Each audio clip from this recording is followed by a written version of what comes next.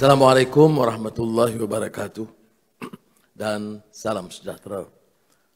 Dr. Zaleha Mustafa, Menteri Kesihatan, Datuk Seri Ahmad Maslan, Timbalan Menteri Kewangan, Sri Ahmad Mirzah dan keluarga KWSP, tetamu yang saya muliakan. Alhamdulillah kita bersyukur kepada Allah SWT kerana dapat menyelenggarakan satu persidangan yang saya kira penting diberi penekanan kerana wacana mengenai kesejahteraan rakyat ini kadang-kadang terpinggir dari kalangan elit masyarakat. Sementara kita gairah untuk memacu pertumbuhan, kita tidak boleh mengedepikan kepentingan mengawal, menjaga, memelihara kepentingan rakyat terutama yang merasakan diri mereka ataupun termasuk dalam kategori terpinggir dari arus perdana pembangunan dan kemajuan negara. Hal ini banyak dibicarakan, tetapi saya fikir wajib dirikan dan diketengahkan di antara isu yang asasi dan pokok dalam menjamin pertumbuhan negara yang lebih bermakna atau yang lebih madani. Excellencies, ladies and gentlemen, this year's theme, Changing the Game, Building the World We Want, resonates with our commitment to advocate for the rights of the people. It encapsulates the idea of transforming existing systems and approaches to create a more inclusive and equitable world, underscoring the need for innovative strategies, collective action, forward-thinking policies. Now, having said that, as I believe most of you have heard this before, the pious platitudes, the impressive rhetorical statements by statesmen, political leaders, more so during the midst of campaigns, I would like to share with you the concern, the real concern, having experience of being a critical part of society and now having the responsibility in the government, to impress upon you that these issues, to my mind, are fundamental to well-being and survival of a nation.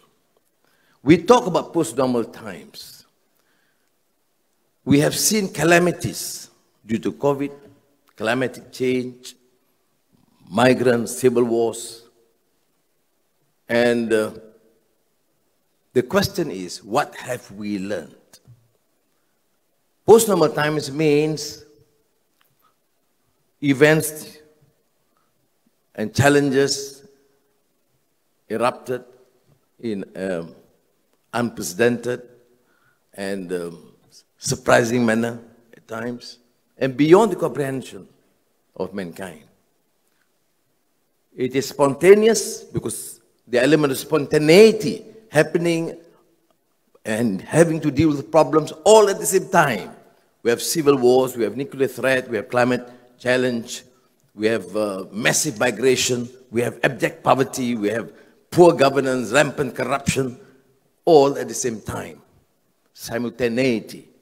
And it is often spontaneous. It's happening in a very fast pace of development. And the question is, have we learned anything? I think earlier part of the last century, Schumpeter talks about a gale of creative destruction. Or Yeats, W.B. Yeats, when he talked about things fall apart, the center cannot hold. Now, we refer to a gale of creative destruction because destruction has taken place. There is lacking element of trust in the political elite or general elite, by the masses who felt ignored, despite all this, I said, impressive charms about equality, fraternity, fraternity and liberté in the midst of the French Revolution. And therefore, it is pertinent to realize or to accept the fact that much more needs to be done. And we have to show clear commitment that the imperative for change means the preparedness to embark on new programs, new policies, and part from obsolete mindset and policies. And as I've said, and is known, sociological theories like McLaren, Need for Achievement, talking about resistance to change is not necessarily among the poor farmers. Resistance to change is oftentimes among political elite and general elite of society. Because change would mean that they cannot continue with the business as usual.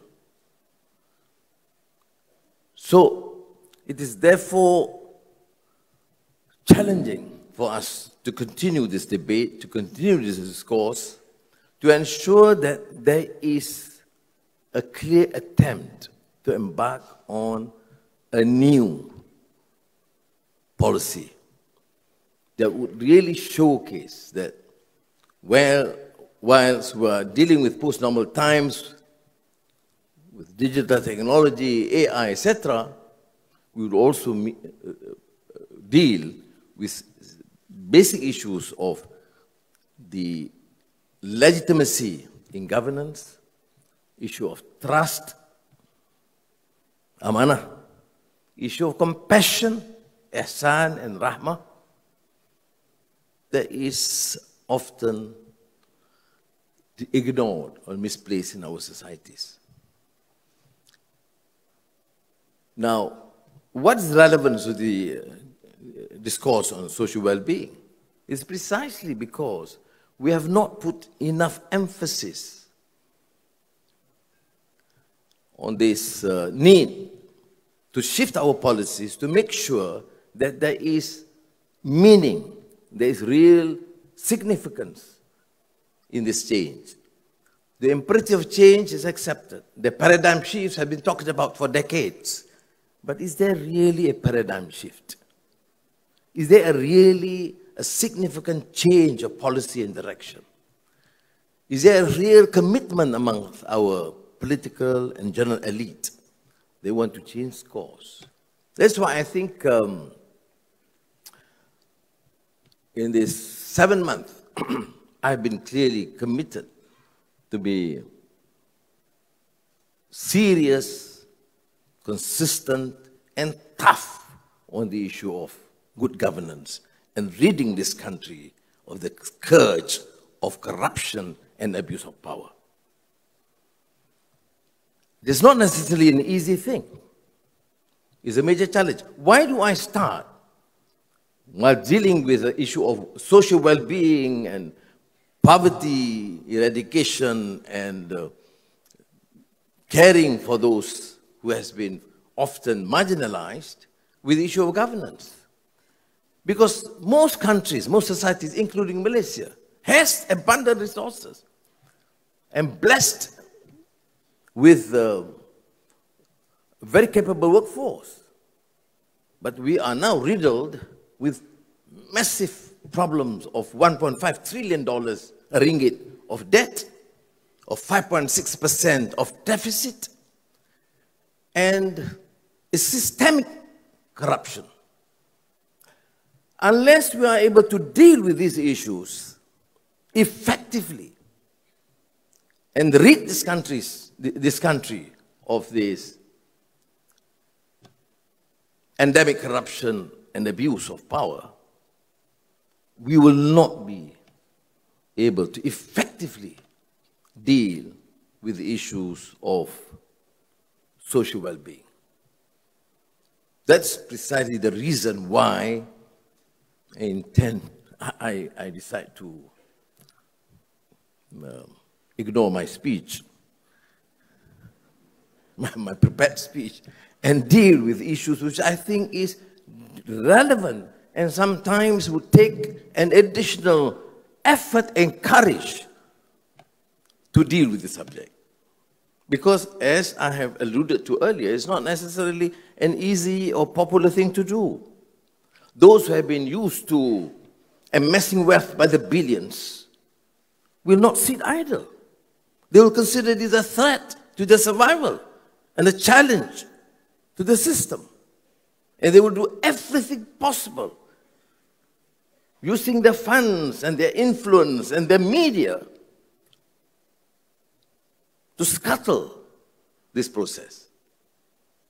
Thus, I'm appealing to you to use this opportunity, this gale of creative destruction, to rebuild a new Malaysia that can be a showcase in terms of good policy and good governance and a very caring society with ihsan, rahmah. We can't continue appealing people for help through EPF contributions or an impressive, of course, thank you, Hamza, and your team for always coming out with new ideas to try.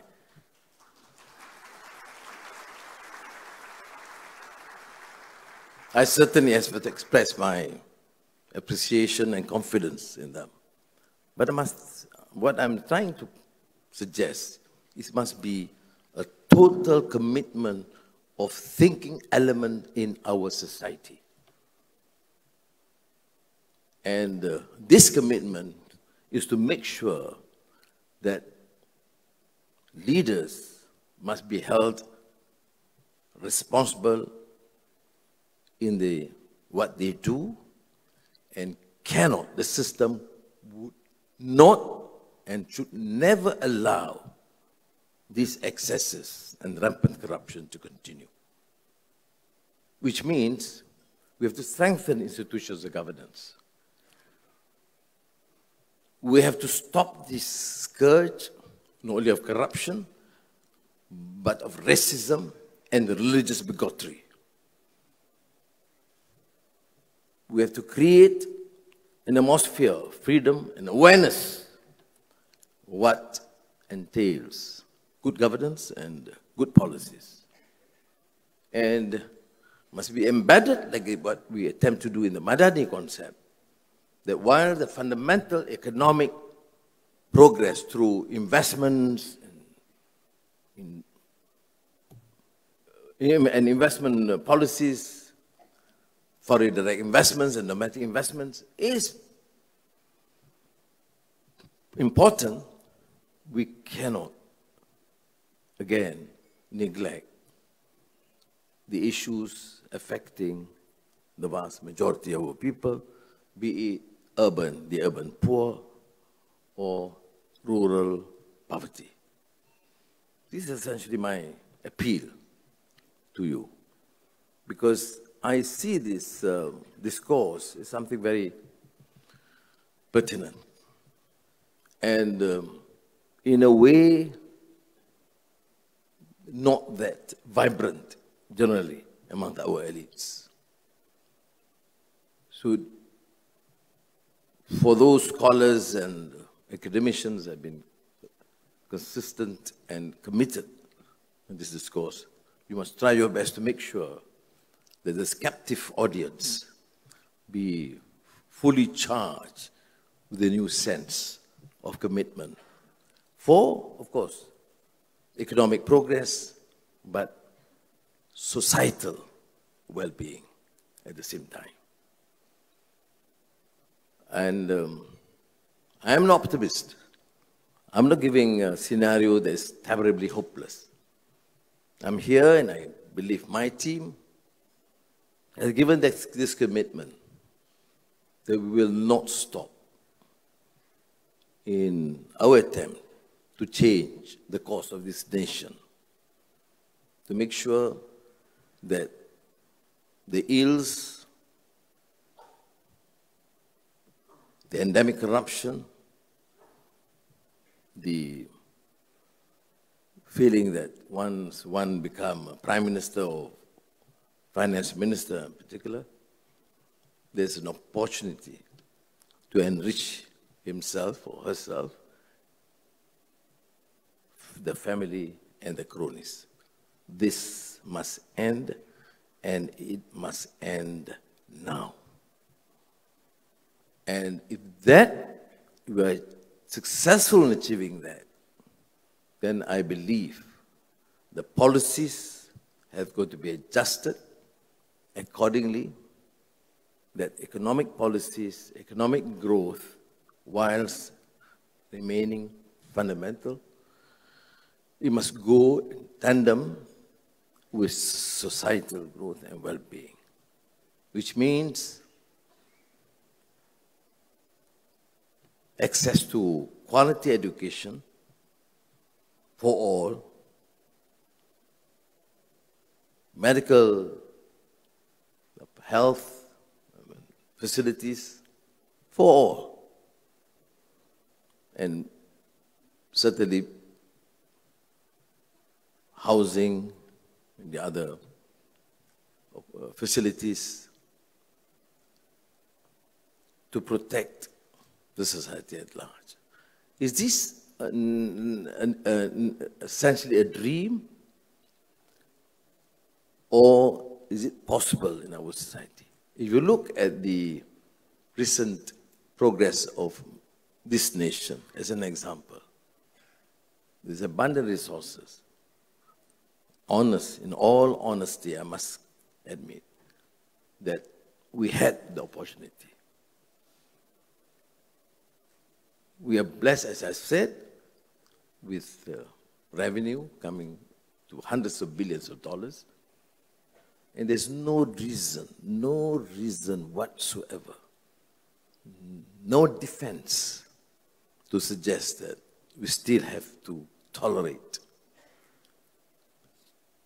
millions in abject poverty, living in atrocious conditions, and now, with this present economic downturn, having to struggle